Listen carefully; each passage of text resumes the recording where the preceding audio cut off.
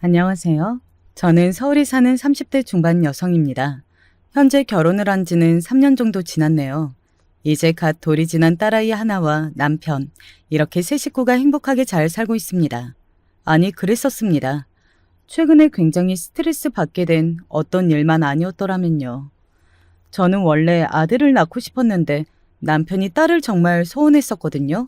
그래서 요즘은 퇴근도 엄청나게 일찍 하고 매일 딸아이 옆에 붙어서 모든 걸 본인이 다 하려고 하는 덕분에 저는 육아에 대한 스트레스는 크지 않은 것 같기는 해요. 다만 원래도 건강한 체질이지 않았다 보니 아이를 낳고 나서 부쩍 약해진 것 같은 몸에 스트레스를 받고 있습니다. 왜 그런 거 있잖아요. 딱히 병명이나 그런 건 없는데 원래부터 조금 허약한 사람이요. 제가 딱 그랬어요. 여러 가지 운동도 해보고 한의원도 주기적으로 다니고 그러기는 하는데 체질이라 그런지 쉽게 좋아지지가 않네요. 우리는 아이는 무조건 하나만 낳을 거야. 그게 딸이든 아들이든. 그러니까 절대 둘째 이야기는 하지 마세요. 지 마누라한테 무슨 소리라도 할까봐 벌벌 떠는 것 좀 봐라. 지 아버지는 안 저러는데 누구 닮았나 몰라. 내가 뭐? 당신은 당신 아들을 좀 닮아봐요. 남편은 저의 건강을 언제나 염려하고 걱정하는 사람이었거든요. 그래서 조금만 제가 무리를 하거나 하면 예민하게 받아들였습니다.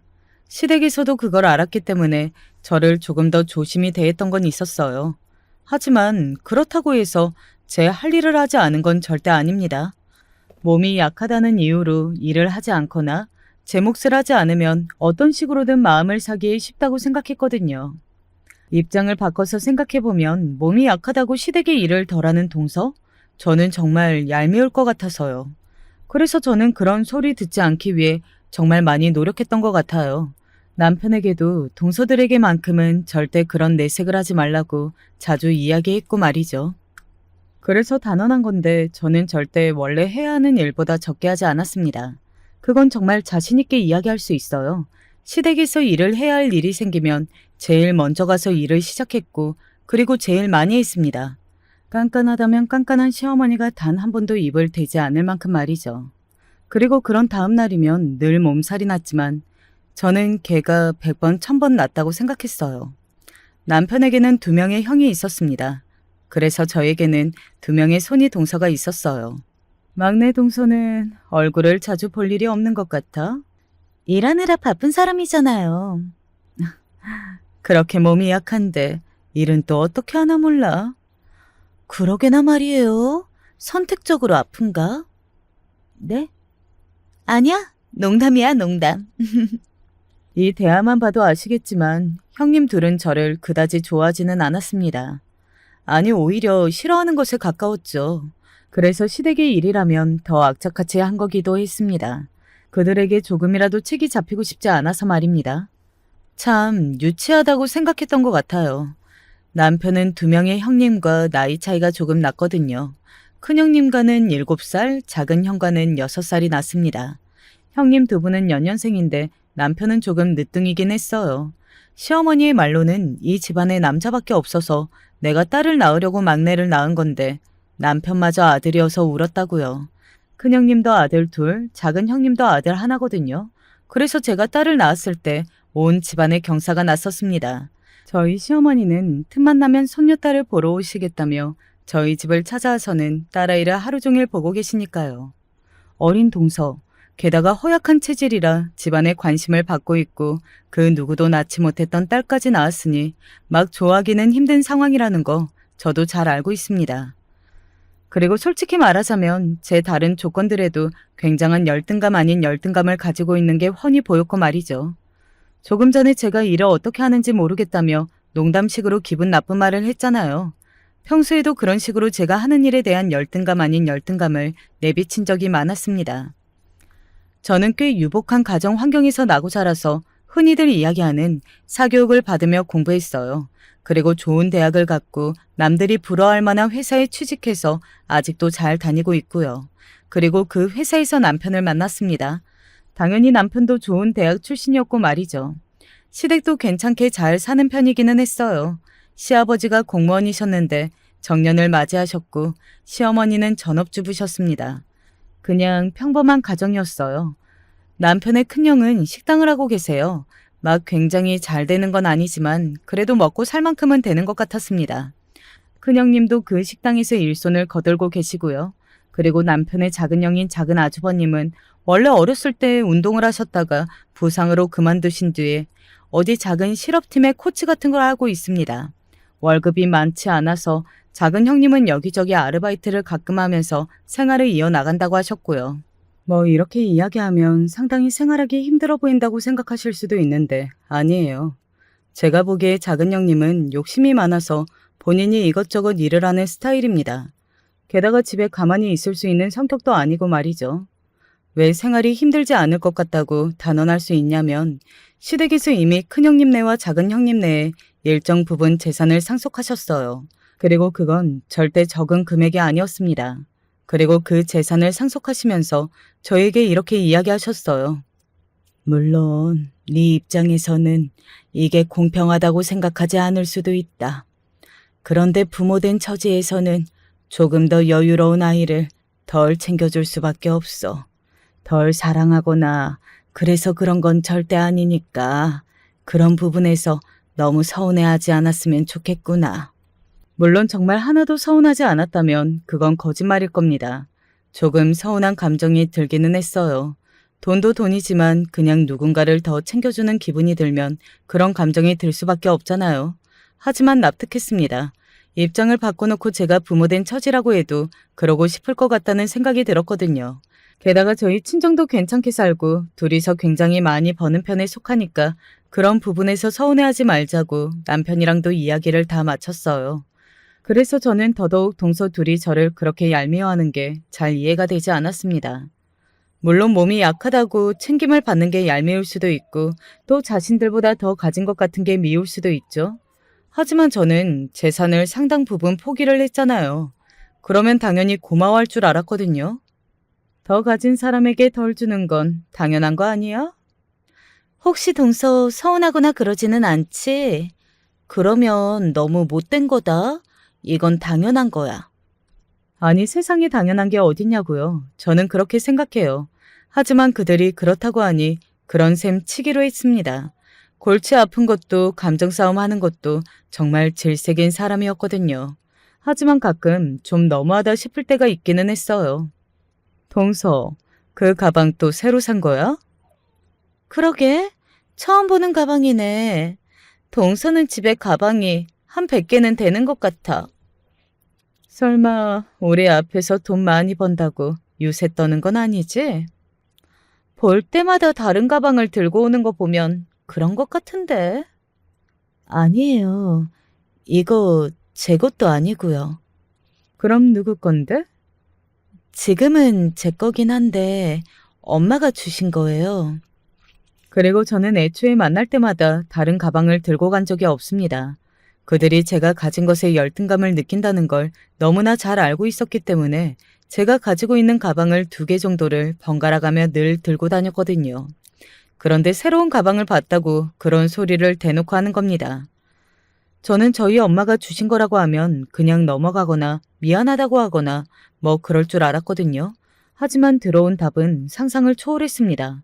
어떻게 이야기가 그렇게 될 수가 있지? 하는 생각이 들 만큼 말이죠. 지금 우리 앞에서 유세 떠는 거야? 네? 제가 뭘요? 막내 동서 친정도 잘 산다고 유세 떠는 거 맞잖아. 아니요.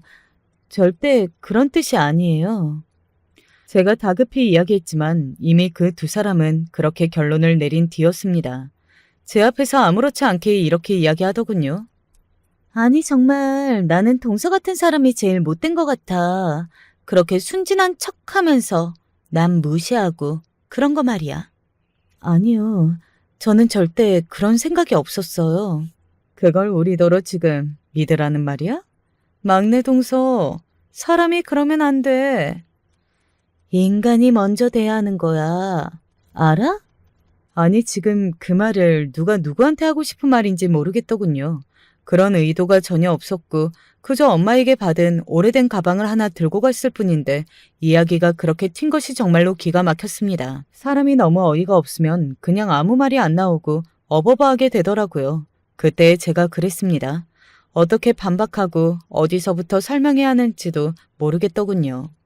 한번 미운 털이 박힌 데다가 그 상대에게 열등감까지 느끼고 있는 상황에서는 무슨 짓을 해도 관계가 좋아지지 않을 것 같다는 생각이 들었습니다. 그래서 제가 생각을 해낸 게 그냥 형상 유지? 혹은 더 이상 미움이라도 받지 않자 였던 것 같아요. 뭐 그들이 무섭거나 해서는 절대 아니었고요. 그냥 더 이상 골치가 아파지는 게 싫었습니다. 그래서 최대한 마주치지 않은 쪽으로 방향을 틀었던 것 같아요. 꼭 모여야 하는 가족 모임이나 일을 해야 하는 날이 아니면 되도록 마주치지 않기 위해서 노력했습니다. 저는 그들도 저만 보면 짜증을 내고 또 열등감으로 힘들어하는 것 같았으니까 그들도 저를 보지 않는 편이 더 좋을 것 같다고 생각을 했거든요. 그런데 아니더라고요. 막내 동서, 요즘 우리 피하는 것 같다? 아니요. 그런 건 아니고요. 아니면 자기는 좋은 직장 다니면서 바쁘다고 요새 떠는 거야? 결국 제가 참지 못하고 한마디 했어요. 아니, 제가 그렇다고 꼭 참석해야 하는 자리에 참석하지 않은 것도 아니고 시댁에 일할 거 생기면 빼지 않고 와서 하잖아요. 뭐가 그렇게 마음에 안 드세요? 세상에, 지금 우리한테 대드는 거야? 우리 동서보다 나이 훨씬 많아. 그러니까요. 나이가 그렇게 훨씬 많으신 분들이 어린 저를 두고 왜 이러시냐고요. 제가 그렇게 말하니 욱한 게 보였습니다. 동서, 지금 말 다 했어? 이제야 본색을 내보인다. 이거지? 본색이 아니라 매번 얼굴 볼 때마다 그런 식으로 비꼬기만 하시고 좋은 소리 한 번 안 하시니까 저도 이제 지친 건데요. 그건 막내 동서가 잘했으면 이런 일이 없잖아. 그러면 제가 뭘 또 그렇게 잘못했는데요? 저 정말 궁금해서 그래요. 제가 뭘 그렇게 잘못했어요? 제가 그렇게 묻자 두 사람은 입을 다물더군요. 무슨 말을 할 수 있었겠어요. 저는 정말 잘못한 게 없는데요. 그들도 본인들이 억지를 부리고 있다는 것쯤은 바보가 아닌 이상 다 알게 될 게 분명했습니다. 태도가 문제라니까? 제 태도가 어떤데요? 우리를 발 아래로 보고 무시하잖아. 저는 단 한 번도 그렇게 생각한 적이 없는데 제가 왜 그렇게 생각한 걸로 생각하시는데요? 그 말에 아무 말도 하지 않더군요. 거기서 자신들이 못나서 제가 그렇게 보인 것 같다고 인정할 거 아니면 무슨 말을 더 할 수 있었겠어요. 제가 그렇게 처음으로 따져 묻고 나서는 한동안 조용했던 것 같아요. 딱히 시비를 걸지도 않았고 말이죠.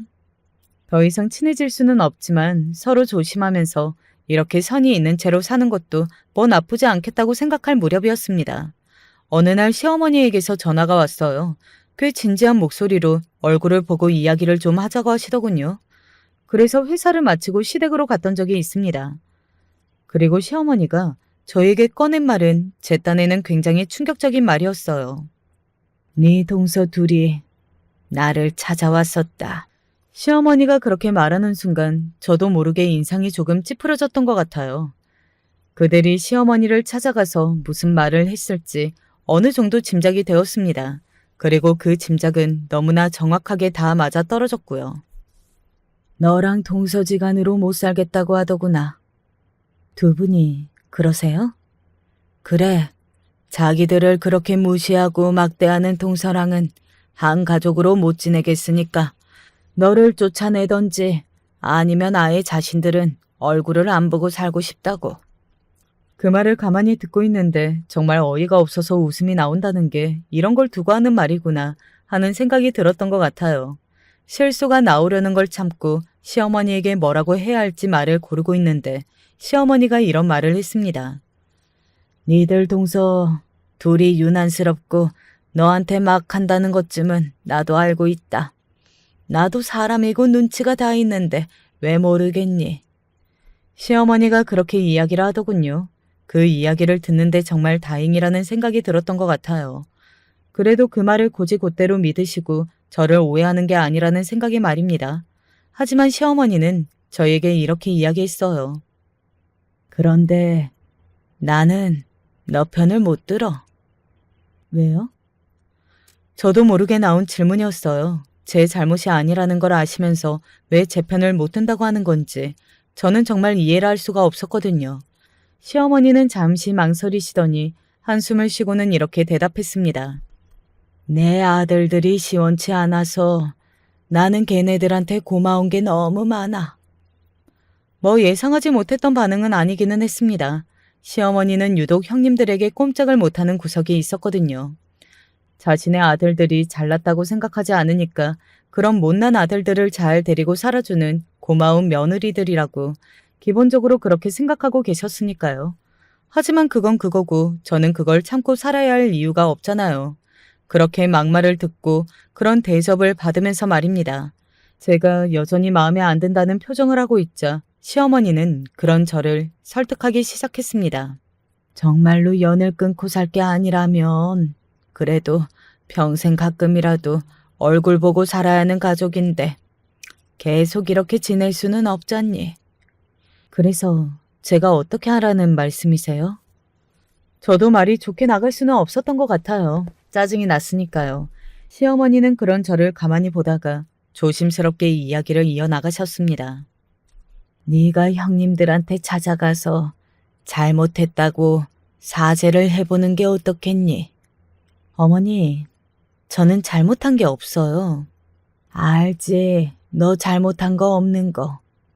그런데 제가 왜 사과를 해야 해요? 가족들을 위해서 네가 한 번만 도와준다고 생각해주면 안 되겠니? 이미 시어머니를 논리적으로 설득을 하는 건 불가능했던 것 같아요.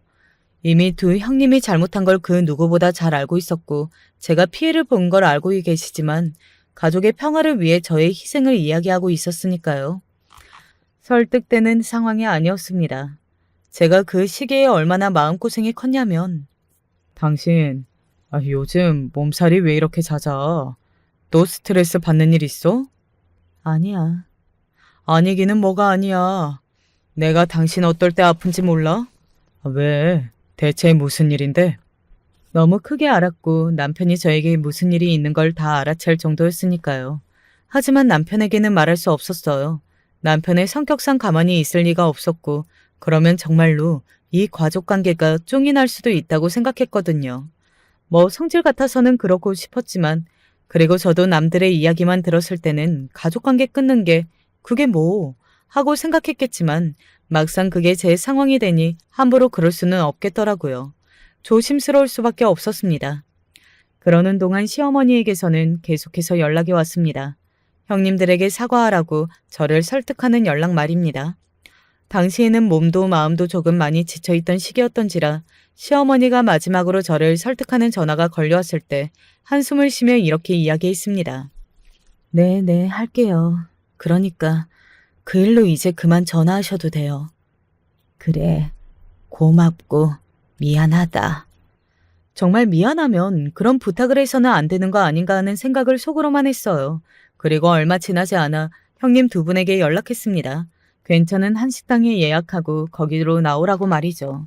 처음에는 조금 빼는 것 같더니 군말 없이 나오기는 하더군요.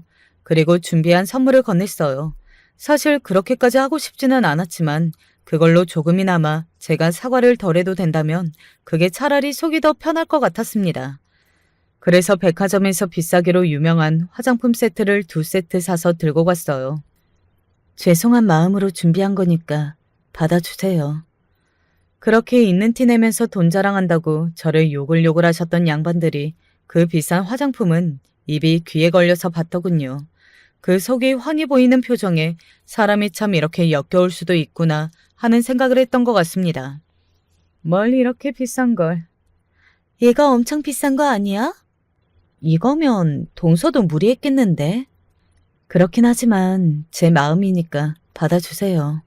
막내 동서가 그렇게까지 말하면 뭐 어쩔 수 없지. 잘 쓸게. 전혀 어쩔 수 없이 받는 사람의 얼굴이 아니었지만 말입니다. 그리고는 저를 한번 쓱 보고서는 정말 어이없는 말을 뱉더군요. 동서, 다이어트 했지? 네? 다이어트요? 아니, 전부 다 살이 빠진 것 같아서. 니들 때문에 스트레스 받아서 살이 빠진 거다 라는 말은 하지 못하고 그냥 작게 웃어 보였습니다. 그랬더니 자기들끼리 무슨 다이어트냐. 그러다 몸 상한다. 젊음이 영원한 게 아니다. 몸이 약하다는 거 사실은 거짓말 아니냐. 이러면서 또 기분 나쁠 만한 말을 수없이 뱉어내기 시작했습니다. 저는 그때는 지치기도 했었고 그냥 저들이 하는 말은 로봇이 짓거리는 말이다. 그렇게 생각하면서 한 귀로 듣고 한 귀로 흘렸던 것 같아요. 그러고는 앞으로 그렇게 생각하지 않으면 정말 힘들어질 수도 있으니 매사에 그렇게 생각하고 흘려들어야겠다고 생각했습니다. 그렇게 둘이 함께 한참을 또 제 앞담화를 까더니 갑자기 이런 소리를 하는 겁니다. 우리 다음 주 주말에 제주도로 등산 가기로 했는데 막내 동서도 같이 갈래? 제주도를... 저도요? 그래, 같이 가자. 원래 형님이랑 나는 둘이 잘 다니거든. 이번 기회에 우리가 더 잘 지내면 좋은 거니까 같이 가자. 그렇게 말하는 게 거절을 할 수가 없었습니다. 그들의 말을 믿어서가 아니라 거기서 그렇게 말을 하는데 제가 또 바쁘다는 이유로 거절하면 뒤에서 무슨 말을 할지 또 시어머니에게 쪼르르 달려가 뭔 소리를 할지 걱정이 되어서 말이죠. 그래서 그러겠다고 했어요. 원래 등산을 별로 좋아하지도 않고 잘 맞는 운동도 아니었지만요. 형수님들이랑 제주도로 등산을 가겠다고? 당신 등산만 하면 며칠씩 앓잖아. 그래도 잘 지내보고 싶다고 하시는데 거절할 수가 없잖아. 손 아랫사람이 아프다는 이유로 거절하는 것도 서운해하시면 그건 어른들이 아니지. 못 간다고 해. 이미 간다고 했어. 괜찮아. 남편은 몇 번이나 가지 말라고 말렸지만 저는 그냥 가겠다고 했어요. 그런 걸로 서운해할 사람이면 어른이 아니라는 남편의 말에는 속으로 서운해하기만 하면 다행이게 하고 생각했습니다. 절대 서운해만 하고 넘어갈 사람이 아니라는 건 제가 그 누구보다 잘 알고 있잖아요. 그렇게 오지 않았으면 하는 주말이 왔습니다. 형님들과 등산을 가는 날 말입니다. 지금 와서 생각해보면 산을 들어가는 입구부터 심상치 않기는 했던 것 같아요. 등산복 새 거야? 작은 형님이 저를 아래 위로 훑어보며 그렇게 묻더군요. 아, 제가 등산을 안 다녀서 집에 등산복이다 등산하다 이런 게 하나도 없어서요. 이참에 다 샀다는 말은 생략했습니다. 사실 비싼 걸 사거나 좋은 걸 사면 또 보고 뭐라 할 것 같아서 백화점에 갔다가 세일하는 상품을 아무거나 사온 거였거든요. 이 사람들 아니면 등산을 갈 일도 없었으니까요. 그런데 그거 보고도 어딘가 빈정이 상한 것 같더라고요. 등산 한번 간다고 머리부터 그렇게 새 걸로 다 사는 것도 정말 능력이다. 아, 그냥 다 세일 상품이에요. 뭐 어쩐지 안 이쁘기는 한 것 같아. 그러면서 입을 엄청나게 삐죽이더군요. 속으로 그냥 엄마 거를 빌려 입고 올 걸 그랬나 싶기도 했지만 저희 친정엄마 등산복은 그들을 더 빈정상하게 했을 거라는 생각이 드니 이게 최선이었다는 결론에 도달하게 되었습니다. 저희 엄마는 진짜 좋은 거 입으시거든요. 아무튼 그렇게 셋이 함께 산을 오르기 시작했어요. 제일 젊은 사람이 왜 이렇게 느려? 동서, 진짜 운동해야 해. 그렇게 체력이 약해서는 집에서 집안일은 제대로 할 수 있겠냐고. 애는 어떻게 키우는 거야? 막내 도련님이 거의 다 키우시잖아. 딸내미 좋아 죽으시는 거 몰라? 하여간 복도 많아. 자기들끼리 그렇게 빈정거리며 낄낄 웃더군요. 잘 지내보자고 만든 자리라는 말은 처음부터 믿지는 않았지만 그들의 태도를 보고 그런 이유로 저와 등산을 가자고 한 게 절대 아니라는 걸 다시 한번 깨달았던 것 같습니다. 자기들끼리 풍경이 좋으니 어쩌냐면서 저는 신경도 쓰지 않고 올라갔어요. 어느새 어디로 갔는지 보이지도 않더군요. 차라리 잘 됐다고 생각했습니다. 가뜩이나 등산이 너무 힘들고 몸도 안 따라가서 죽겠는데 그런 말까지 듣고 있는 게 너무 힘들었거든요. 그렇게 오고 사는 등산객들을 따라 천천히 위로 올라갔습니다. 뭐 무슨 오기가 생겼는지는 모르겠는데 거기까지 갔으니 올라가고 싶다는 생각은 했던 것 같아요. 그런데 가고 있는데 어딘가에서 이런 목소리가 들려왔습니다. 확 죽어버렸으면 좋겠는데.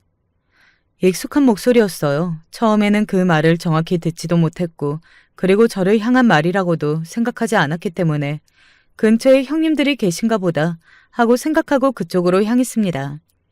큰형님과 작은형님은 바위 위에서 아래 풍경을 보면서 숨을 고르고 있는 듯 보였어요. 그런 두 사람에게 가서 아는 척을 하려는데 이런 말이 들려와서 몸을 숨겼습니다. 정말 너무 재수없지 않아? 나도 가끔 없어져 버렸으면 좋겠다고 생각해. 가끔이요? 저는 엄청 자주 하는데요. 아, 진짜 뭐 그런 게 우리 집에 시집왔지.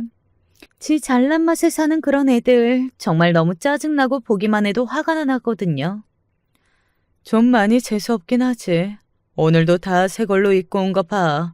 그거 우리 보여주려고 그런 거 아니냐고. 등산복 없었다고 하는데 그러면 누구한테 빌려오면 될걸.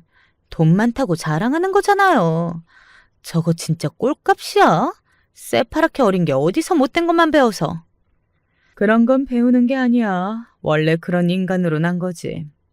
저에 대해서 그런 이야기를 하고 있는데 이미 어지간한 말들을 다 들어서 이골이 났다고 생각했는데 그래도 너무 억울하고 분해서 눈물이 나오려고 하더라고요. 아니 아무리 100번, 1000번 생각해봐도 저는 그런 말을 들을 만한 짓을 한 적이 없었습니다. 도저히 참지 못하고 나서서 뭔가를 이야기하려던 때였습니다. 형님, 여기서 전연 확 밀어버릴까요? 뭐? 사고라고 하고 확 밀어버리면 죽지 않을까요? 물론 진담은 아닌 것 같아 보이기는 했습니다. 낄낄거리면서 그런 대화를 주고받았으니까요. 하지만 그건 중요한 게 아니었어요. 사람을 두고 그런 말을 할 수 있다는 게 저는 이미 굉장히 충격적이었으니까요. 그리고 생각했습니다. 저는 그들과 절대 한 가족으로 지낼 수 없다는 것을 말입니다. 시어머니가 바라는 그런 일은 절대 해드릴 수 없겠다고 말이죠. 저는 저도 모르게 미어 터져서 나오는 눈물을 뚝뚝 흘리며 산에서 내려왔습니다. 내려오는 중간중간 많은 등산객분들이 도와주셨어요. 제가 어디가 아파서 그렇게 우는 줄 아셨나 보더라고요. 그분들이 아니었다면 저는 정말 제대로 산에서 내려오지 못했을 수도 있습니다. 그리고 그들이 농담처럼 주고받는 그 말대로 저는 그 산에서 죽었을지도 모르죠. 산에서 거의 다 내려왔을 때 마치 그런 저를 보고 있다는 듯 남편에게서 전화가 왔습니다. 평소라면 받지 않거나 받아도 모르는 척했겠지만 그날은 그럴 수 없었어요.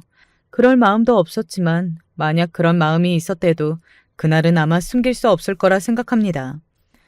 남편의 목소리를 듣자마자 울음이 터져나왔거든요. 왜 그래? 당신 무슨 일이야? 놀란 남편이 저에게 무슨 일이냐고 물었고 저는 모든 이야기를 이야기했습니다. 사실 제주도에 왜 오게 된 건지 그 전후 모든 이야기들과 시어머니 이야기 그리고 방금 산에서 두 사람이 나눴던 이야기까지 전부 다 말입니다. 뭐라고? 당연히 남편은 극히 분노했어요. 저는 살면서 남편의 그렇게 큰 목소리는 정말 처음 들어봤습니다. 남편은 제가 묵고 있는 숙소가 어딘지 물어보고는 바로 전화를 끊더군요. 오겠다는 식으로 이야기는 했지만 정말 올 거라고는 생각하지도 않았던 것 같아요. 서울에서 제주도는 너무 멀기도 했고요. 그냥 내일 돌아가면 공항으로 마중이나 나오라고 해야겠다 생각하며 택시를 잡아타고 숙소로 갔습니다. 숙소로 가서 한숨 자고 일어났더니 큰형님에게 부재중 한 통이 와 있더군요. 그걸 확인하고 그래도 전화를 해야 하나 말아야 하나 망설이고 있는데 제 방문을 누군가 두드렸습니다. 그 소리에 문을 열었더니 문 앞에는 큰형님과 작은형님이 서 있었어요. 아니, 먼저 들어왔으면 그렇다고 연락이라도 했어야 하는 거 아니야? 산에서 그렇게 사라지면 우리가 걱정하잖아. 걱정은 무슨, 거기서 죽었으면 하고 바란 건 아니고요. 라는 말이 목 끝까지 차올랐습니다. 하지만 하지는 않았어요. 그런 말을 꺼내는 것조차 정말 힘이 들더군요. 그런 말을 농담이라도 할 수 있는 그들이 더더욱 혐오스러웠던 이유고요. 미안하다고 안 해? 찾았잖아. 그 말에 참을 수 없어서 대답했습니다. 그렇게 걱정을 하시는 것 치고는 부재 중에 한 통밖에 안 들어있던데요. 라고 말이죠. 제 그 말에 형님 두 분은 순간 당황한 게 보였어요. 제 입에서 그런 말이 나올 거라고는 예상하지 못한 사람들 같았습니다. 저도 그런 말을 할 수 있는 사람이라는 걸 그날 처음 알았어요. 그런 사람들 앞에서는 그렇게 되더라고요. 지금 뭐라고 했어? 우리가 동서 걱정을 안 했다는 거야? 걱정해서 계속 찾아다닌 사람들한테 지금 그게 할 말이야? 막내 동서 너 지금 혹시 술 마셨니? 제정신이야? 그 말에도 참을 수 없어서 말을 할 수밖에 없었어요. 제정신이 아닌 건 제가 아니라 형님 두 분이시겠죠. 라고요. 그리고 그들은 잠시 벙찐 얼굴로 저를 바라봤습니다. 제가 그 둘의 대화를 들었다는 걸 모르는 상황에서는 이런 제 태도가 정말 이상해 보이기는 했을 겁니다. 그러니 그런 반응을 한 것 자체는 별로 놀랍지는 않았어요. 진짜 술이라도 마신 거야? 왜 이래? 화해하자고 온 제주도에서 또 이렇게 깽판을 치네. 이래서 사람 고쳐 쓰는 거 아니라니까. 내가 그날 사과도 진심이 아니라고 생각하기는 했지만. 네, 진심 아니었어요. 제가 잘못한 게 있어야 사과를 하죠. 아니, 이게 진짜 미쳤나? 너 진짜 한 대 맞을래? 그때 저는 완전히 다 놓은 상태였습니다. 될 대로 되라. 그런 마음 아시나요? 아무 생각도 들지 않고 그냥 될 대로 되라. 딱 그런 심정이었어요. 진짜 이런 게 다 있어? 라고 말하며 큰형님이 정말로 저를 때릴 듯 한 발짝 다가왔을 때였습니다. 그만들 못하세요? 엄청나게 큰 목소리로 소리를 지르며 나타난 사람은 다름 아닌 남편이었어요. 남편의 등장에 모두가 놀랐습니다. 형님 두 분도 놀랐지만 저도 놀랐어요. 전화를 하기는 했지만 정말 올 거라고는 생각도 하지 못했었거든요. 모두가 놀라서 말을 제대로 하지 못하고 있는 와중에 큰형님이 먼저 남편에게 물었습니다. 도련님이 여기는 어떻게? 남편은 그런 큰형님을 힐끗 보더니 날카로운 목소리로 말했습니다. 아마 어지간한 강심장 아니고서는 남편의 그 표정과 말투에 모두가 무서움을 느낄 수밖에 없는 그런 모습이었어요. 저희 집사람 데리러 왔습니다. 그니까 왜 여기까지요? 동서가 데리러 오라고 전화했어요? 왜? 이 사람이 오라고 한 건 아닌데 제가 걱정돼서 왔어요. 되게 유난이다. 우리가 동서 잡아먹기라도 할까 봐요? 큰형님이 어이가 없다는 얼굴로 비웃으며 그렇게 물었고 남편은 그런 자신의 큰형수를 가만히 보다가 더 단호한 얼굴로 이렇게 대답했습니다. 네. 뭐라고요? 형수님들이 이 사람 잡아먹을 것 같아서 왔다고요? 아니, 도련님, 무슨 말을 그렇게 하세요? 아니, 어이가 없네. 우리가 뭘 어쨌다길래요? 그렇게 말하는 남편에게 형님들이 어이가 없다는 얼굴과 말투로 공격하듯 따져 물었고 남편은 아무런 동요도 하지 않았어요. 나중에 물었는데 남편은 그날 아예 가족의 연이고 뭐고 다 끊을 생각으로 제주도를 온 거기 때문에 아예 거칠 것이 없었다고 하더라고요. 산 정상에서 여기서 밀면 전연 죽는 거 아니냐, 밀어버릴까? 라고 말하는 사람들이랑 집사람이랑 같이 있는데 불안해서 가만히 있을 수가 있어야죠. 남편의 그 말에 형님 두 사람의 입이 드디어 다물렸습니다. 두 사람은 한동안 아무 말도 하지 못하고 남편을 가만히 바라만 봤어요. 표정에서는 어떻게 알았지? 하는 게 읽혔고 말입니다. 형수님들이 유난인 건 몰랐던 거 아니고 그래도 이 사람도 괜찮다고 하고 또 저도 가족이니까 괜히 긁어부스럼 만들기 싫으니까 어느 정도는 모르는 척 넘어가 드렸던 거예요. 이만큼 심하게 사람을 괴롭힐 줄도 모르고 또 저희보다 훨씬 어른이니까 참아드린 거라고요. 아시겠어요? 몰랐던 게 아니라고요. 남편의 그 말에 두 사람은 여전히 아무 말이 없었습니다. 아마 본인들이 그런 말을 한 게 얼마나 엄청난 일인지는 알고 있는 듯 보였어요. 큰일 났다는 얼굴을 하고 있는 것 같았거든요. 아마 남편의 성격을 제대로 알고 있다면 정말 그렇게 느꼈을 겁니다. 아니, 우리는 농담으로... 작은 형님이 이대로는 안 되겠다는 생각을 한 건지 수습을 하려는 듯 그렇게 나서더군요. 본인들도 큰일이 날 수 있다고 생각한 듯 말입니다. 농담이요?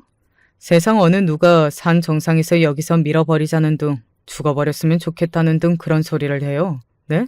그게 정상이에요? 도련님, 우리도 말 실수한 거 알아요. 그런데...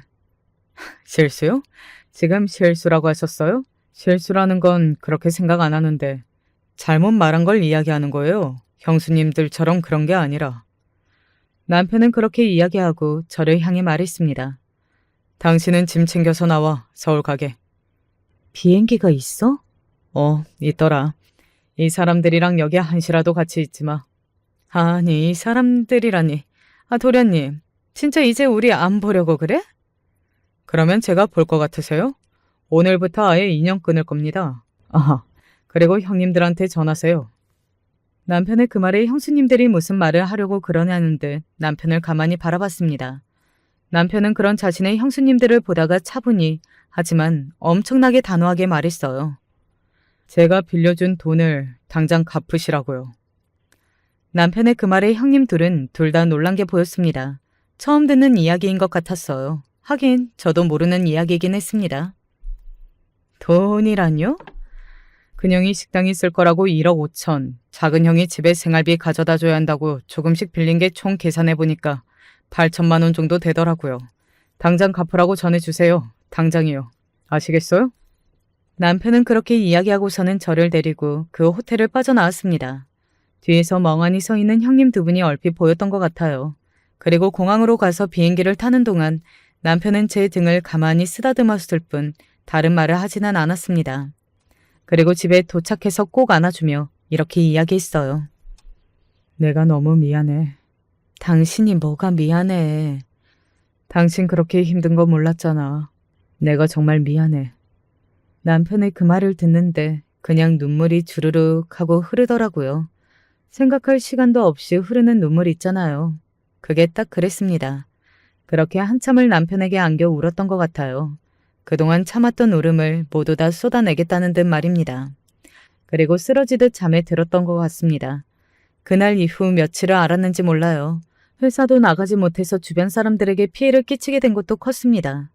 왜 어떤 일은 시간이 지나면 점점 괜찮아지기도 하지만 어떤 일은 생각할수록 화가 나는 일도 있잖아요. 두 형님의 일은 후자였습니다. 당시에 저는 화를 다 못 내고 하고 싶은 말을 다 못해서 그런 건지는 몰라도 하루하루 시간이 지날수록 화가 점점 더 많이 나더라고요. 그리고 제일 먼저 연락이 온 건 형님 둘 중에 한 사람이 아니었습니다. 뭐 이쯤 되면 다들 예상을 하시겠죠. 바로 시어머니였어요. 그날 일은 다 들었다. 내가 미안하다. 첫마디를 그렇게 뱉을 때까지만 하더라도 저에게 정말로 그때 숙이고 들어가라고 한 걸 미안하다고 하는 건 줄 알았습니다.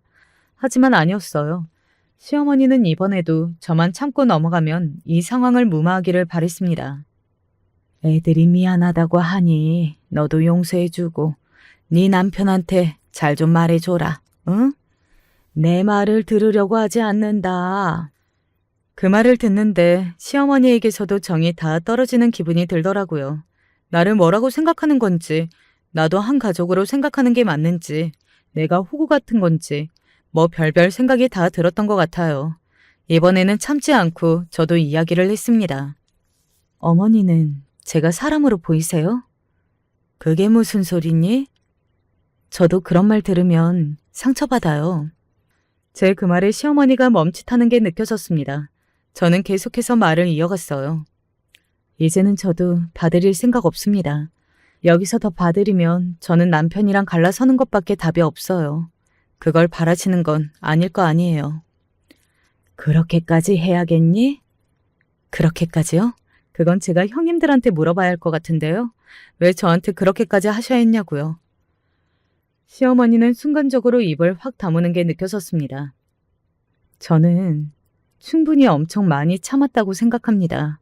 더 이상 제가 먼저 나서서 사과하거나 받거나 그럴 일은 절대 없을 거고요. 그분들이랑 다시 사이좋게 지내는 걸 선택하느니 저는 남편이랑 이혼하는 걸 선택할 거니까 더 이상 저한테 뭘 받아주라 그런 말 하지 마세요. 막내 아드님 이혼남 만드실 거 아니라면요. 그렇게 딱 잘라서 말한 뒤 돌아서 나왔습니다. 그렇게 이야기하니 시어머니도 저를 잡을 생각을 하지 않으시더군요. 아마 속으로 정말 큰일 났다고 생각하실 게 뻔했습니다. 처음부터 단추를 잘못 끼운 거였어요. 잘못한 사람에게 사과하라고 하는 게 맞는 거였는데 그렇게 하지 못해서 일을 이렇게 키운 셈이 되어버렸으니까요. 그리고 며칠 뒤 형님들에게 전화가 왔습니다. 만나고 싶다고 말이죠. 처음에는 거절했어요. 두 분의 얼굴을 보고 싶지 않다고 말이죠. 제가 거절할 줄은 몰랐던 건지 상당히 당황하기는 하더라고요. 그리고 어딘가 자존심을 상해하는 것 같았고요. 아직 멀었다고 생각했던 것 같아요. 고작 저한테 그런 거절 한번 당했다고 자존심을 상해하다뇨. 본인들이 저에게 했던 짓은 생각하지 않고 말입니다. 절대 만나주지 마. 무슨 말을 할지 궁금하기는 한데. 내가 형님들한테 전화했거든. 형수님들이 이런 짓을 저질렀고 나는 연을 끊을 생각이니까 당장 돈 갚으라고. 그래서 전화한 걸 거야. 그 속이 훤히 보인다 보여. 어쩌면 사람들이 그러냐? 어? 남편이 화가 나서는 그렇게 이야기하더라고요. 왜 그렇게 똥줄이 타는 사람들처럼 굴었던 건지 한 번에 이해가 되었습니다. 그런 주제에 아직은 자존심을 챙길 생각을 하는 것도 더 어이가 없었고요.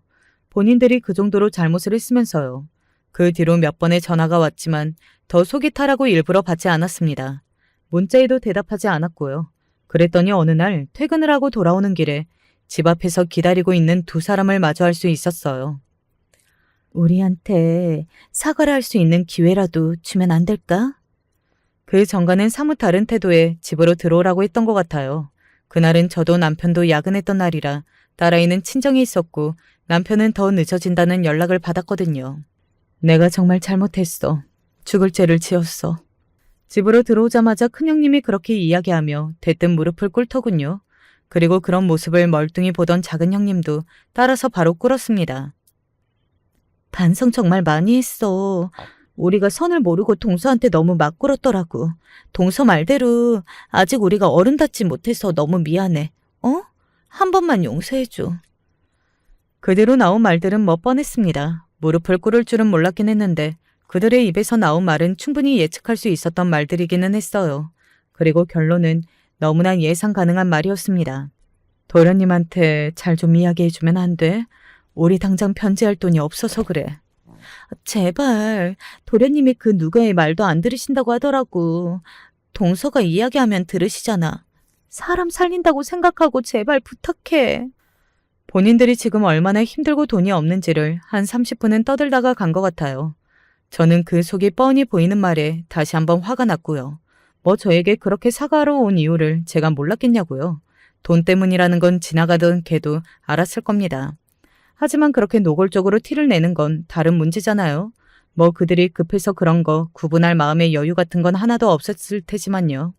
제가 그렇다고 말할 때까지 가지 않겠다던 두 사람은 남편이 돌아올 시간이 다 되어가는데 이런 모습을 보면 더 화를 내지 않겠냐는 제 말에 어쩔 수 없이 서둘러 돌아갔습니다.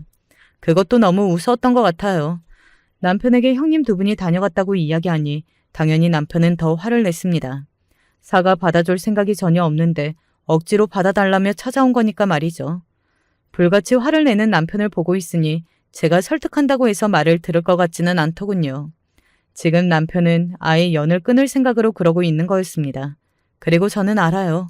남편은 한 번 다짐한 일은 반드시 하는 사람이라는 것을 말입니다. 형님들과 연을 끊는 거? 오히려 좋아요. 저는 평생 안 보고 살아도 괜찮습니다. 그걸 더 바라고 있고요. 하지만 이렇게 되면 시댁 어르신들과의 관계도 이상해지잖아요. 그건 상당히 걱정이 되기는 했어요. 물론 시어머니도 미웠지만 그래도 저에게 직접적으로 잘못하신 건 없는 데다가 평소에는 잘해주셨거든요. 우리 딸아이도 몹시 예뻐하시고요. 그리고 시아버지랑은 아무런 문제가 없었고요. 그래서 그냥 묻고 지나가도록 남편을 설득하는 게 맞나 하는 생각이 들기는 합니다. 어쨌든 남편에게는 가족이니까요. 그래서 고민 끝에 이렇게 이곳에 사연을 보내게 되었습니다. 조금 더 많은 분들이 의견을 이야기해 주시면 더 지혜로운 해답이 나오지 않을까 하는 생각에 말입니다. 저 혼자서는 도저히 결론을 내지 못하고 있고 못할 것 같거든요. 여러분이라면 이런 상황에서 어떻게 하실 것 같으신가요? 아니면 저의 이 상황에 뭐라고 조언해주고 싶으신가요? 다양한 의견을 다 들을 준비가 되어 있으니 가감없이 이야기해 주시면 너무 감사할 것 같습니다. 저는 정말로 모든 의견을 다 듣고 생각해 볼 준비가 되어 있거든요. 그러니 꼭 남겨주세요. 사람과의 관계가 어렵다 하지만 저처럼 어려운 사람도 몇 없을 거라 생각을 하고 있는 요즘입니다. 그런 생각만 하면 가슴이 답답해져 와요. 하지만 이런 일이 지나가고 나면 배우는 것도 많고 얻는 것도 많을 거라고 그렇게 생각하고 있습니다. 부정적으로만 생각하면 너무 스트레스가 클 것 같아서요. 그동안 워낙 쌓였던 게 많아서 그런지 이야기하다 보니 너무 길어진 건 아닌지 하는 걱정이 되네요. 하지만 재미있게 들어주셨을 걸로 생각합니다. 저도 써내려가면서 한결 더 후련해진 것 같아서 쓰길 잘했다고 생각하고 있어요. 저는 이제 그만 사연을 줄여야 할 것 같습니다. 마지막까지 저와 함께 제 이야기 들어주셔서 너무 감사합니다. 들으시는 모든 분은 저처럼 스트레스 받는 일 없이 언제나 좋은 일만 가득하기를 소원할게요. 언제 어디서나 건강하세요. 안녕하세요. 어떻게 먼저 시작해야 될지 모르겠습니다. 저는 이 세상에서 가장 행복한 사람인 것 같아요. 세상에서 가장 자랑스러운 어른이 제 편이거든요. 이런 사연을 처음 써보는 거라서 어떻게 전달될지는 모르겠으나 제 사연을 들으시고 모두들 행복했으면 좋겠습니다. 우선 어렸을 적 제 집안 환경에 대해 말씀을 드려야 할 것 같은데요. 저는 사실 무척 불행하다면 불행한 환경에서 자랐어요. 수민아, 사탕 먹으면서 며칠만 기다리고 있으면 엄마랑 아빠가 돌아올 거야. 알았지? 어디 가는데? 엄마, 아빠 급하게 어디 나갈 일이 있어서 어디 가지 말고 여기 꼭 있어. 응, 엄마. 저는 엄마 말을 잘 듣는 아이였어요. 그래서 그날도 그렇게 고개를 끄덕였어요. 알겠다고, 기다리겠다고요. 집이 가난해서 평생 사탕 같은 주전부리 하나도 제대로 못 먹고 살았는데 그날따라 사탕을 사주시던 어머니. 제 손에 잔뜩 안겨진 사탕에 너무도 기쁘고 신이 나서 그게 제 인생에서 어머니를 볼 마지막 날이라고는 정말 꿈에도 생각하지 못했어요. 어머니가 이야기했던 며칠은 이미 훌쩍 지났지만 저는 그럼에도 혼자 남은 집을 떠나지 않고서 그냥 막연하게 어머니 그리고 어머니와 함께 돌아올 아버지를 기다렸어요. 허나 며칠을 지나니 너무나 배가 고프더라고요. 라면 부스러기와 수돗물 먹으면서 쫄쫄 굶으며 버티고 있는데 정말 이제 곧 죽을 것 같았어요. 그때 저를 그 구렁텅이에서 꺼내준 것이 바로 시골에서 살던 할머니였습니다. 아이고, 이게 뭐야 이게? 어찌 이렇게 혼자 있어? 아이고, 내 새끼, 어쩜 좋아. 할머니예요? 할머니라고 해서 어머니는 아버지와 연락이 돼서 저를 찾아온 게 아니었습니다. 할머니는 주기적으로 아버지랑 연락을 하고 있었는데 갑자기 아버지가 아무런 연락도 없이 잠수를 타버렸고 그게 걱정된 할머니가 고민을 하다가 저희 집까지 오게 된 것이었죠. 그러다가 혼자서 비쩍 마른 채 부모님을 기다리며 누워있던 저를 보게 된 거였고요. 할머니는 저를 보며 펑펑 우시더니 꼭 껴안으셨습니다. 그땐 왜 할머니가 우시는지 몰랐지만 나중에야 알게 되었죠. 부모에게 버림받은 제가 불쌍해서 우셨다는 것을요. 아가, 할머니랑 같이 갈래? 그리고 할머니는 제가 평생 부모님에게도 들어본 적이 없던 따스한 목소리로 본인과 함께 살자고 이야기를 했습니다. 하지만 어렸던 저는 무조건 싫다고 엄마랑 아빠가 보고 싶다면서 울었어요. 싫어요. 나 여기서 엄마 아빠 기다려야 한단 말이에요. 이 할미랑 가자. 할미가 맛있는 거 많이 해줄게. 싫다니까요. 할머니, 내 손 잡지 마요. 당장 할머니가 아니면 고아원에 갈 수밖에 없었는데 어렸던 전 그런 걸 알 리 없었죠. 그냥 왜 이렇게 엄마랑 아빠는 안 오는지, 대체 언제쯤 우리 집으로 올 건지, 그러면서도 한편으로는 부모님이 다시는 얼굴을 내비치지 않을 수도 있다는 두려움에 너무 서럽고 눈물이 나서 정말로 아이처럼 엉엉 울었습니다. 그래, 그럼 엄마랑 아빠, 이 할머니가 할머니네 집으로 꼭 오라고 할게. 그러니까 일단은 나랑 같이 가자. 배도 고프잖아. 분명히 할머니가 와서 저를 달래주기 전까지는 배고픈 것보다는 당장 혼자서 부모님을 계속해서 기다려야 된다는 것에 대한 두려움이 있었는데 신기하게도 할머니가 배고프지 않냐는 이야기를 꺼내자마자 정말 참을 수 없을 만큼의 허기가 몰려왔던 기억이 납니다. 할머니 손에 이끌려서 허름한 시장에 갔어요. 그리고 국밥 한 그릇을 먹을 수 있었죠. 철제식기에 끊임없이 숟가락을 부딪히면서 허겁지겁 국밥을 들이키는 제게 할머니는 본인 몫의 국밥까지 덜어주며 아이고, 이렇게 급하게 먹다가 다 체할라. 천천히 먹어, 천천히. 라고 이야기를 해주었습니다.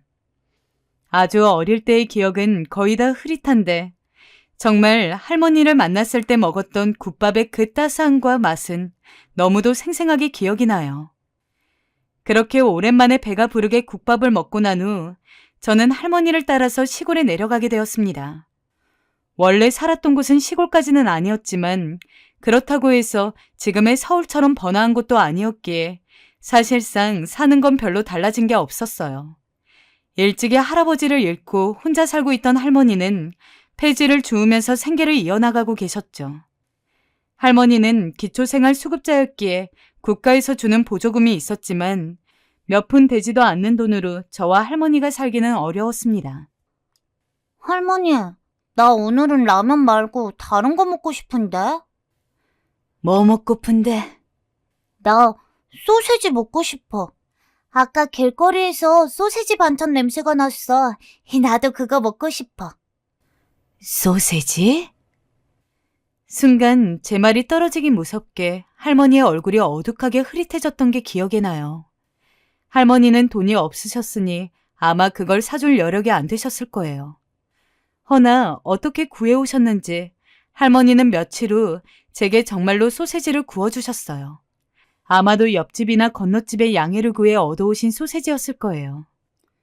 제가 성인이어서 제 밥벌이를 제가 하고 있었다면 모르겠지만 당시 저는 초등학생도 채 안 됐기 때문에 대학까지는 안 간다 치더라도 최소한 고등학교까지는 꾸준하게 돈이 들어갈 수밖에 없었습니다. 그랬기에 할머니는 눈이 오든 비가 오든 쉬지 않고 폐지를 주어야 했어요. 정말 밤낮을 가리지 않고 일을 하러 나가셨기 때문에 할머니는 본인 끼니를 제대로 챙기지 않는 날이 더 많았습니다. 하지만 그럼에도 불구하고 언제나 저는 밥을 굶으면 안 된다며 그냥 김치 몇 조각에 흰 쌀밥이라도 꼭 차려놓고 나가셨습니다. 근데 그때는 그런 할머니의 정성도 모르고 그냥 맨날 맛있는 반찬이 없다면서 투정만 부렸던 것 같아요. 기껏 할머니가 차려둔 밥도 제대로 안 먹고 싱크대에 전부 버리고 어리다고는 했지만 너무 철이 없었죠. 그리고 그때쯤 돼서는 이미 어느 정도 부모님이 저를 버렸다는 걸 알고 있었어요. 어떻게 부모가 자기 자식을 버릴 수 있을까? 어떻게 사탕 하나 던져줄 수 있었을까? 저는 그게 너무 서럽고 서글퍼 하루는 그 마음을 참지 못하고 할머니에게 따져 물었습니다. 엄마랑 아빠는 언제 와? 할머니가 온다고 했잖아. 할미도 그건... 왜 말을 못해? 할머니가 온다 했잖아. 약속 지켜. 수민아, 밥 먹어라, 응? 밥 먹어야지. 오늘 하루 종일 아무것도 안 먹었잖니. 싫어, 이깟밥. 맨날 똑같은 반찬 지겨워. 할머니나 먹어. 가난한 집안을 못 견뎌 일찍이 도망간 아버지. 그리고 졸지에 가장을 잃은 집안을 살리기 위해서 돈을 벌겠다는 이유로 집을 떠났지만 결국 연락도 없이 영영 돌아오지 않는 어머니. 저를 돌봐주는 것은 오로지 할머니 한 명뿐이었습니다. 만일 그때 할머니가 안 계셨다면 저는 지금까지 살아있을 수 있었을까요?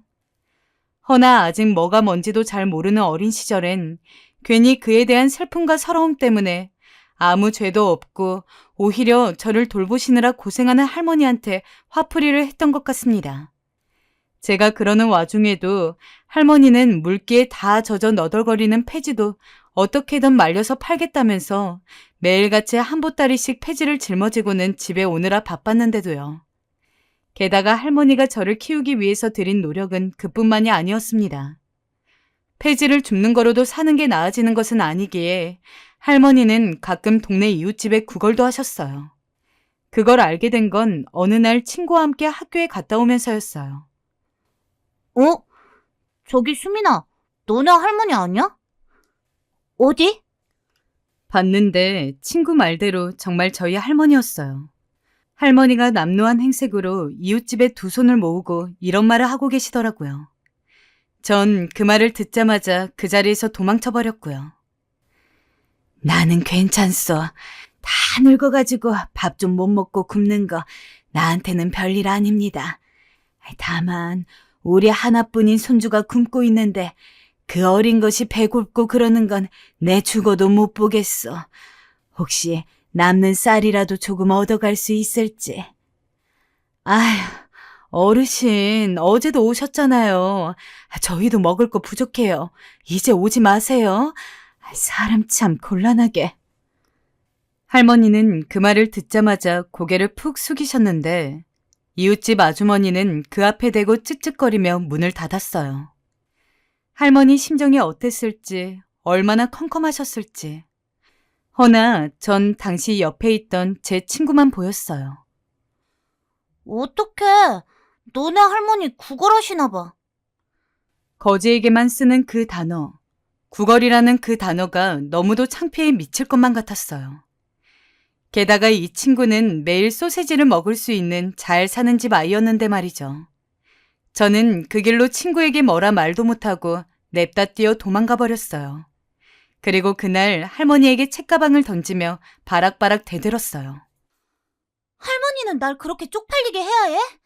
내가 할머니 때문에 무슨 꼴을 당했는지 알아? 거기 내 친구도 있었단 말이야. 수민아, 그게 무슨 말이니? 할미 알아듣게 말해봐. 설명하기도 싫어.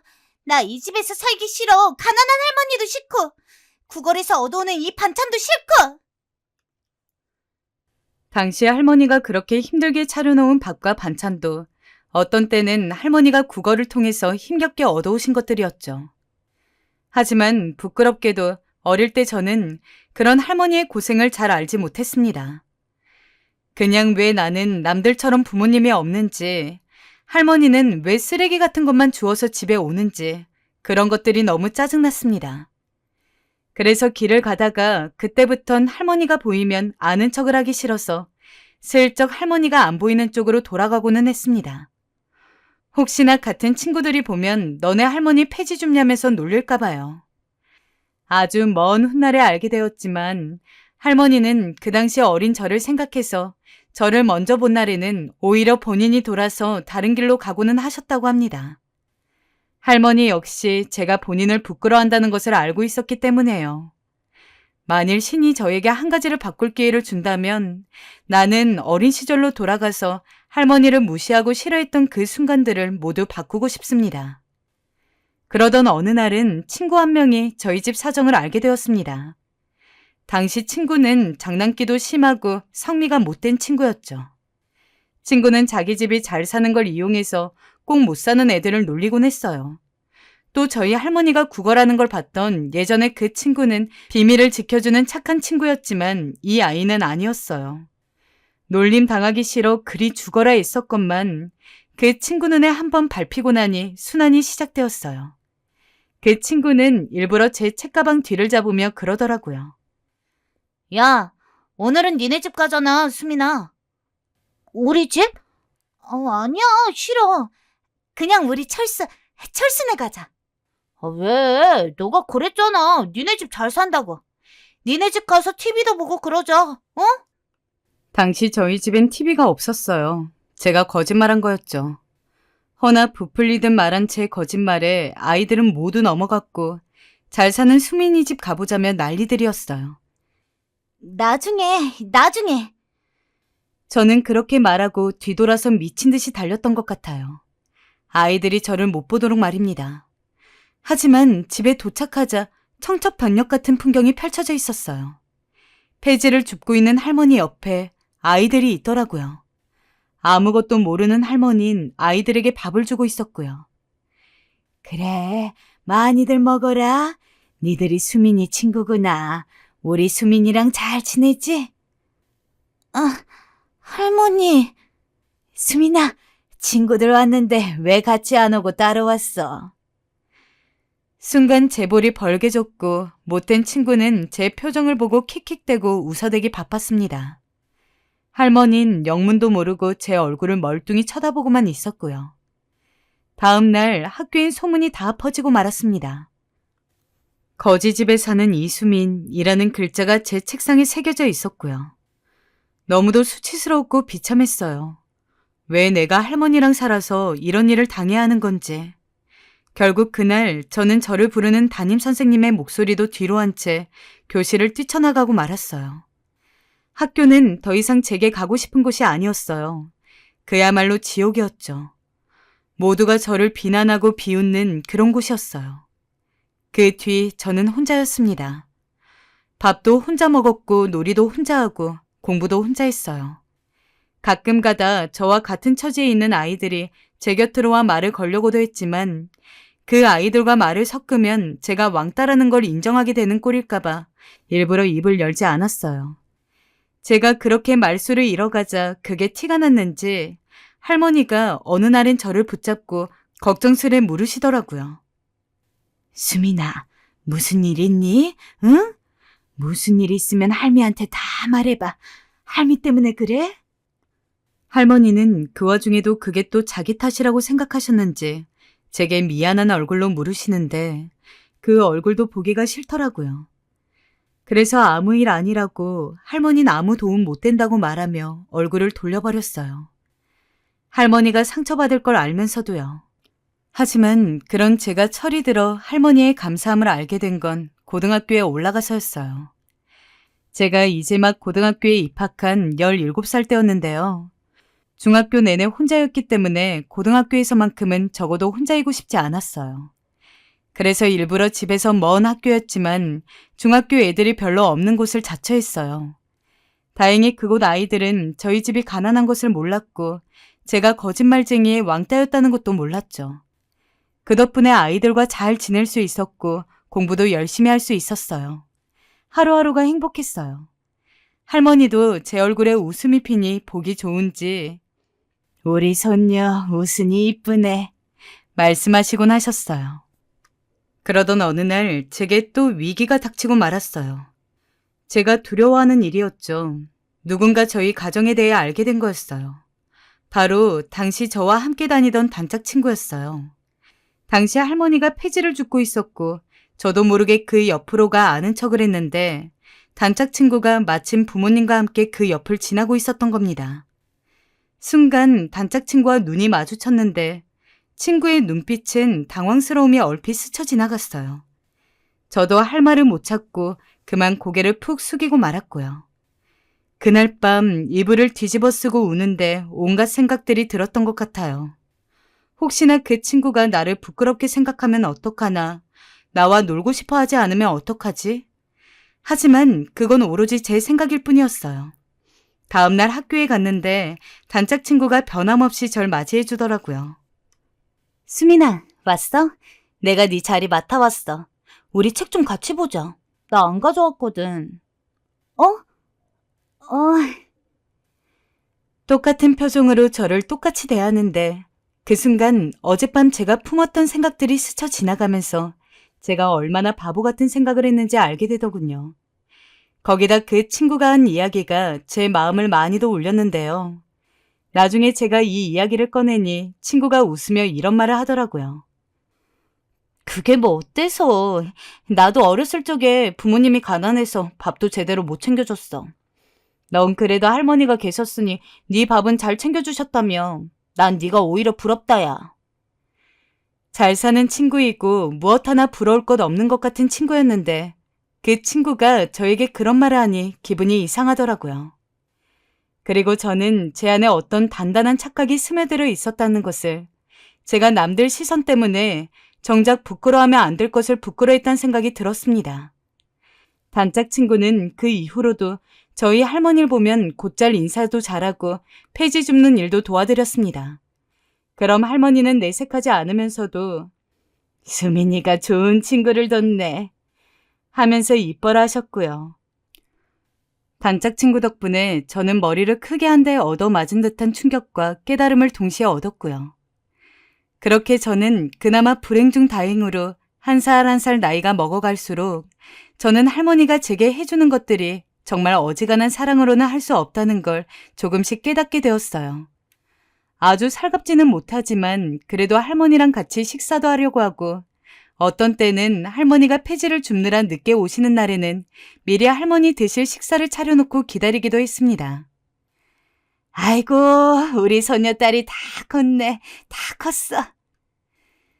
그러면 할머니는 폐지를 줍느라 잔뜩 지친 얼굴을 하시고도 언제나 환하게 웃으면서 저와 함께 숟가락을 들었습니다. 지금 생각해보면 그 누구도 할머니처럼 저를 사랑해주지는 못했을 것 같아요. 비록 부모님은 저를 떠났지만 그럼에도 할머니가 있었기 때문에 저는 이렇게 살아갈 수 있었습니다. 그리고 부모님 사랑보다 더욱 깊은 할머니의 사랑을 받았고요. 할머니 덕분에 저는 고등학교까지 무사히 나올 수 있었고, 비록 대학은 나오지 못했지만 어차피 공부에 큰 뜻이 있었던 것은 아니기에 괜찮았습니다. 오히려 저는 빨리 고등학교를 졸업하고 적당한 회사에 취직을 해서 돈을 벌고 싶었어요. 할머니가 저를 위해서 고생한다는 걸 알고 있었기에 저도 얼른 할머니를 도와서 생계의 보탬이 되고 싶었기 때문이죠.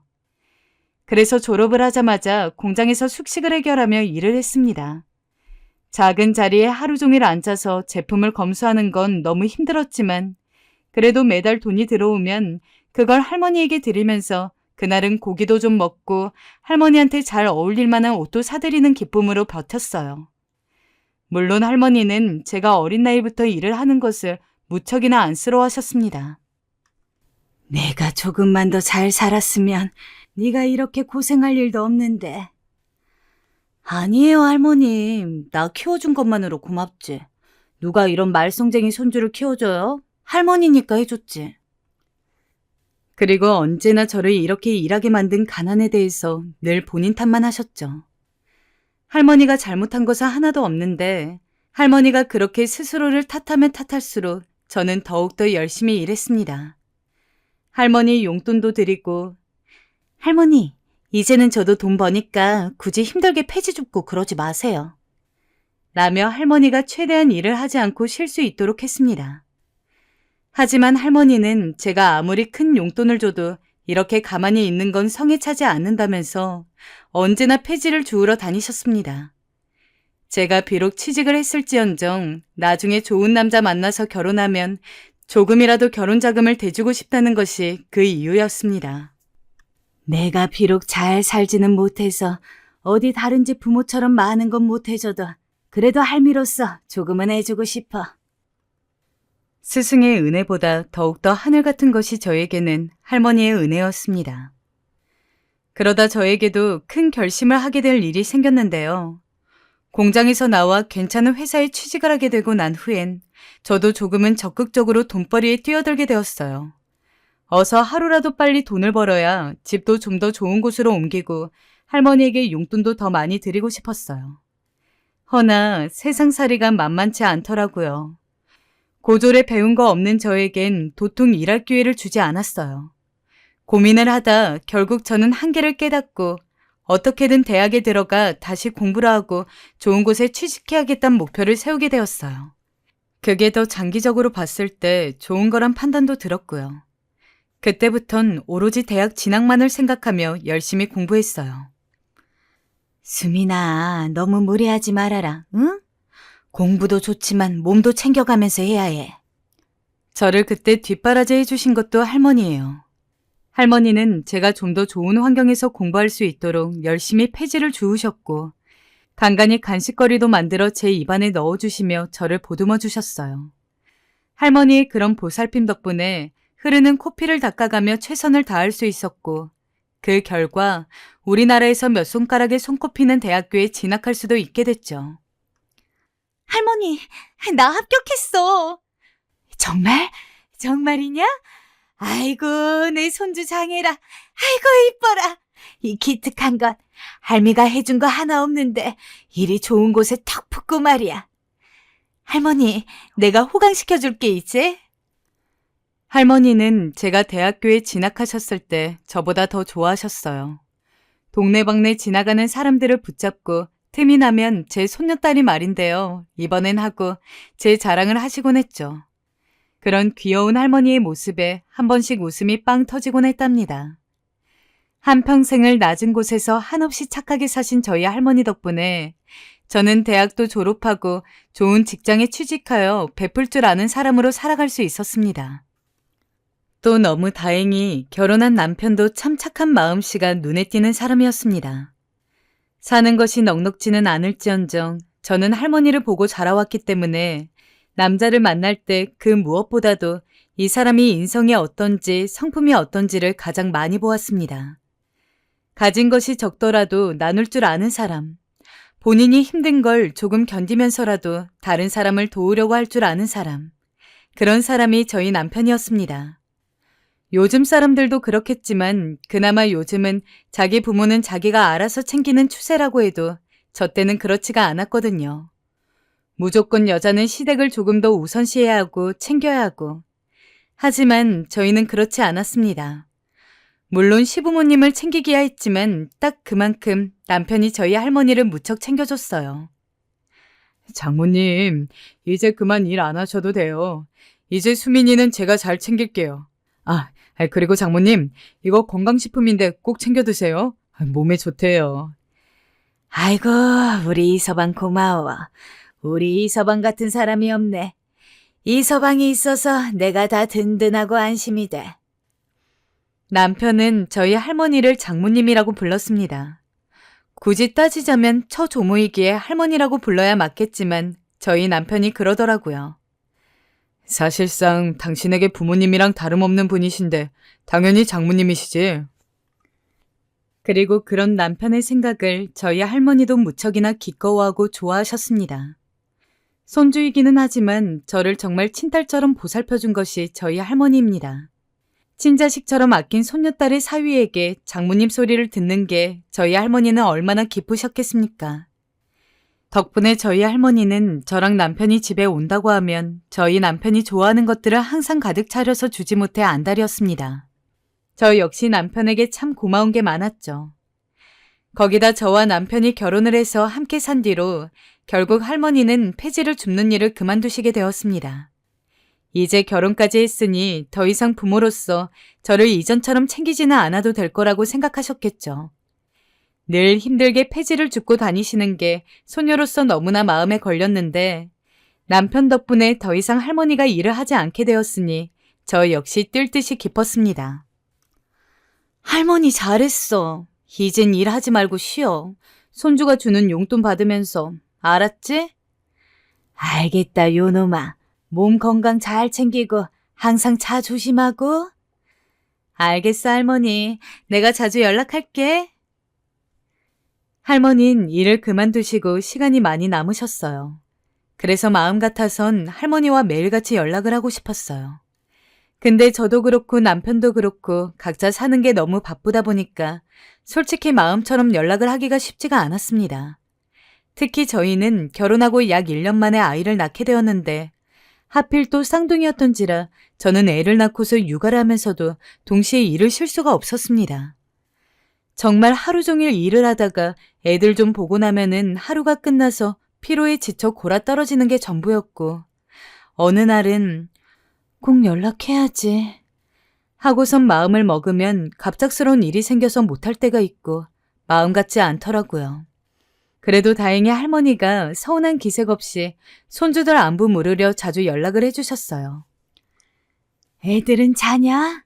너는 피곤하지는 않고? 네, 할머니. 나는 괜찮아. 할머니, 요즘 연락 못 드려서 미안해요. 잘 지내시는 거 맞죠? 응, 그럼 할미는 다 괜찮아. 너만 괜찮으면 돼. 언제 어떤 이유로 전화를 거셔도 할머니는 늘 제 걱정을 하느라 바빴습니다. 증손주들을 저만큼 예뻐하시기는 했지만 아이들 이야기를 들으며 웃으시면서도 그만큼 제가 힘들까봐 언제나 걱정하고 또 안쓰러워했던 할머니.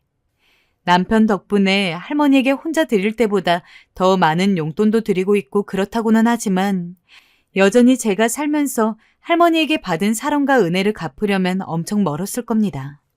그러던 어느 날 제가 사연을 쓴 이유이기도 하는데요. 사실 너무나 가슴이 찢어지게 아픈 일이 있었어요. 한동안 이 일로 잠도 자지 못하고 밥도 못 먹고 엉엉 울기만 했는데요. 그날은 아이들 돌잔치를 앞두고 있었어요. 그래서 할머니가 돌잔치 이틀 전에 일찍 올라와서는 저희 집에 묵으셨습니다. 오랜만에 할머니 얼굴을 길게 보는 거라 저도 너무 좋았고 남편도 원체 할머니를 잘 따랐던지라 저희 애들 포함해서 5 식구끼리 참 단란한 시간을 보냈어요.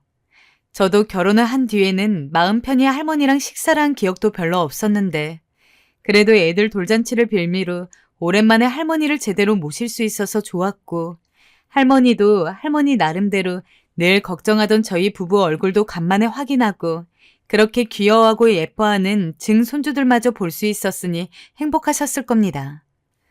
하지만 돌잔치가 끝나고 할머니가 가실 때가 되자 남편이 아쉬웠는지 고맙게도 먼저 묻더라고요. 장모님, 하루만 더 묵고 가시면 안 돼요? 나야 좋은데 자네 불편하지 않겠나? 불편하긴요. 이 사람도 그렇고 오랜만에 보는데 장모님 그냥 보내기가 아쉬워서요. 그래도 되나? 할머니는 그렇게 좋아하시며 하루 더 저희 집에 묵고 가게 되었습니다. 그날 일이 벌어졌죠. 할머니가 집에 있는 동안 저랑 남편이 장을 보고서 오랜만에 할머니가 좋아하시는 해물탕을 끓여드리기로 했죠. 그래서 둘이 나가서 장도 보고 이왕 나간 김에 할머니랑 함께 먹을 것뿐만 아니라 아예 집에 필요한 것들까지 전부 잔뜩 사서는 바리바리 싸들고 집으로 향했어요. 근데 저기 멀리서 웬 어린애들이 폐지를 줍고 있는 노인을 우르르 둘러싸고 있더라고요. 너무 멀어서 구체적으로 어떤 상황인지 확인은 안 됐지만 어쩐지 느낌이 그리 좋지 않아서 남편에게 우리 저쪽 한 번만 들렀다 가자 라며 일부러 그쪽으로 방향을 틀었습니다. 가까이 다가가니까 초등학생쯤으로 보이는 애들이었는데 그 애들이 폐지를 줍고 계시는 분한테 장난을 치고 있더라고요. 거지래요, 거지래요. 폐지 줍는 거지래요. 제 일은 아니지만 한마디 해야겠다 싶어서 가까이 다가갔는데 저는 폐지를 줍고 있는 노인의 얼굴을 보고 놀랄 수밖에 없었습니다. 그 노인은 분명 집에서 저희를 기다리고 있어야 할 할머니였거든요. 순간 너무 서럽고 화가 나서 할머니를 가장 적극적으로 놀리고 있던 아이의 어깨를 확 붙잡고 너 이게 어디서 배운 버릇이야? 라며 화를 냈습니다. 그랬더니 어떤 애가 이러는 겁니다. 거지한테 거지라하지 뭐라 그래요? 뭐야? 너 어머니 전화번호가 뭐니? 뭐냐니까? 당장 어머니 모셔와. 아이의 말에 제가 더 화가 나 눈을 부릅뜨고 핸드폰을 들이밀자 애들은 겁을 먹었는지 뒤로 주춤거리더니 우르르 도망을 가더라고요. 그대로 도망가는 아이들을 다 잡아놓고 혼을 잔뜩 내주고 싶었지만 따라가긴 무리였어요. 대신 제 눈엔 초라하게 앉아있는 할머니가 보였죠. 그리고 저도 모르게 바로 할머니에게 가서는 호통을 치고 말았어요. 할머니, 내가 집에 있으라고 했잖아요.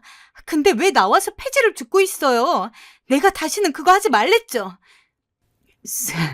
스미나. 할머니는 당황해하셨지만 속상해서 견딜 수가 없었습니다. 아마 지나가는 사람들은 저보고 폐악질하는 소녀로 비춰졌을지도 모르겠습니다. 할머니에게는 어쩌면 단순한 행동이었을 건데 왜 제 가슴에는 못이 박힌 것처럼 보기가 싫었을까요? 저는 버럭버럭 할머니에게 도대체 왜 날 속상하게 하냐며 날 왜 힘들게 하냐며 크게 소리를 지르다 그만 엉엉 울고 말았어요. 할머니, 진짜 서울까지 와서 왜 이러세요? 돈이 필요한 거면 제가 드릴 테니까 제발 그놈의 폐지 좀 그만 주어요. 제가 옛날에도 말씀드렸잖아요. 내가 돈 버니까 폐지 줍지 말라고. 이제는 저 결혼해서 할머니가 저 챙겨주지 않아도 되고 남편이랑 저랑 합쳐서 훨씬 더 큰 돈으로 용돈 드리고 있는데 왜 자꾸 폐지를 주우시는 거예요? 왜? 돈 부족하신 거예요? 그럼 말씀하세요. 얼마가 됐든 간에 다 드릴 테니까요. 수민아, 미안하다. 미안해, 아가. 그런데 순간 갑자기 옛날 생각이 주마등처럼 스쳐 지나가더군요. 20년 전쯤 바로 제가 초등학교에 다니던 시절이었습니다. 저희 집 가정 형편을 알게 된 반 남자의 하나가 저를 가리키면서 거지 손녀라고 놀려댔을 때가 있었어요. 나 얼마 전에 너희 할머니 봤다? 너희 할머니 폐지 줍잖아. 맞지? 아, 쪽팔려. 나 같으면 그런 거지 할머니 소녀는 안 하고 싶을 텐데. 이 거지 손녀. 아! 너 다시 한번 말해봐. 그 말을 들었을 때 저는 그날 남자의 머리채를 잡아서 쥐어뜯어 놓았고 덕분에 담임 선생님이 저희 할머니를 불러서 학교까지 와야 했습니다. 선생님은 저한테 머리를 뜯긴 채 엉엉 울고 있는 남자에게 사과를 하라고 했어요. 수민이, 네가 잘못한 일이잖아. 얼른 사과해라. 싫어요. 제가 왜 해요? 얘가 먼저 저희 할머니 놀렸잖아요. 저 놀렸잖아요. 전 사과 안 해요. 죽어도 안 해요. 그렇게 저는 끝까지 사과하지 않았어요. 그러자 담임 선생님은 한숨을 푹 쉬셨고 결국 저희 할머니가 대신해서 고개를 숙일 수밖에 없었죠. 미안하다. 미안해. 용서해 주렴.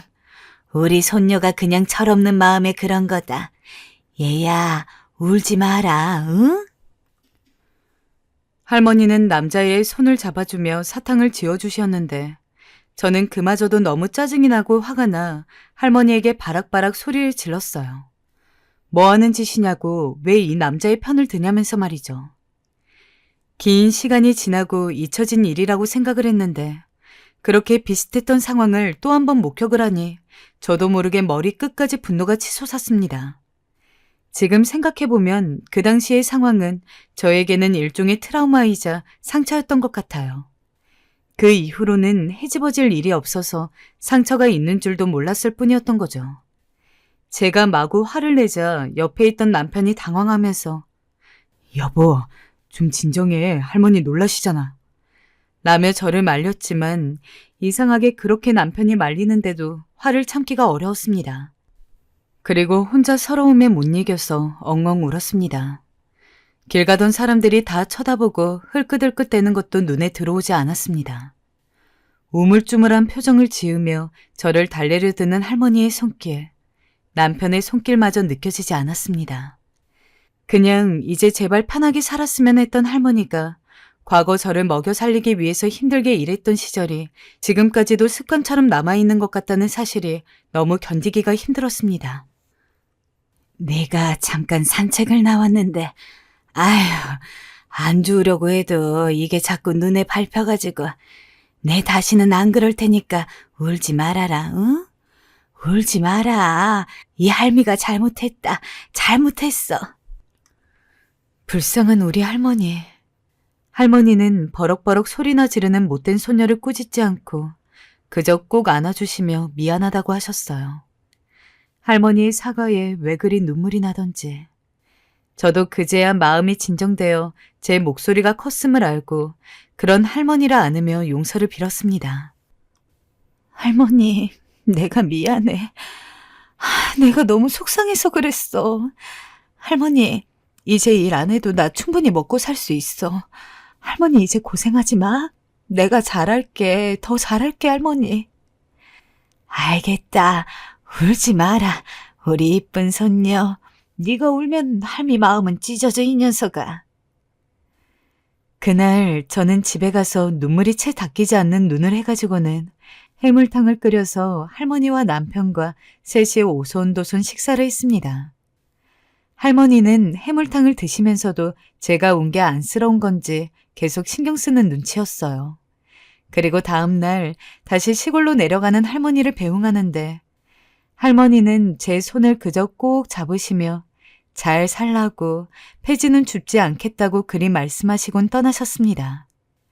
전 그런 할머니의 뒷모습을 보다 그만 마음이 애달파져 눈물을 훔쳐야 했죠. 요즘은 참 시간 가는 것만 생각해도 심란해요. 결국 제가 나이를 먹으면 먹을수록 할머니도 점점 더 늙어가는 수밖에 없으니까요. 예전에는 그래도 제법 정정하셨는데 요즘은 보면 허리도 많이 아파하시고 다리도 쑤셔하시고 과거 같지 않은 할머니의 건강 상태를 보면 참 많은 생각이 듭니다. 할미는 괜찮아. 니네 사는 것만 생각하면 돼. 이렇게 말씀하시곤 했지만 저는 너무 걱정이 되어요. 할머니가 한평생 저희와 함께 살아줬으면 좋겠지만 현실적으로 그러진 못하겠죠. 지금 제가 이렇게 제 이야기를 정리하는 순간에도 할머니와 이별을 하게 될 날이 하루하루 다가오고 있다고 생각을 하면 그 상상만으로도 벌써 눈물이 앞을 가리는 것 같습니다. 주변 사람들한테 물어보면 아직 일어나지도 않은 일을 미리 걱정하는 건 좋지 않다고 지금 이 순간에 충실하면서 사랑할 수 있는 만큼 사랑하라고 이야기하는데 워낙 장걱정이 많은 성격 탓인지 저는 그러기가 어렵습니다. 그저 저에게 사랑을 주신 만큼 한없이 할머니에게 잘해드리고 싶은데 이번 일처럼 저도 모르게 불쑥불쑥 화가 나고 속상한 일이 생기면 여전히 참지 못하고 화를 내게 되는 것으로 보아 여전히 저는 어른이 되지 못한 것 같고 저희 할머니에게 어떻게 하면 사랑하고 고맙다고 마음을 표현할 수 있을지 요즘 생각이 많습니다. 그저 세상에서 제일 사랑하는 저희 할머니가 그저 오랜 시간 제 곁에 머물러 주셨으면 합니다. 제가 할머니에게 잘못한 게 많기 때문에 더더욱 그랬으면 좋겠어요. 마지막으로 우연한 기회로 저의 이야기를 듣게 되신 분들 모두 저희 할머니의 건강을 빌어주셨으면 좋겠어요. 오늘 하루 사연 들어주신 모든 분들, 사랑하는 사람들과 많이 행복한 시간 보내시길 바랍니다.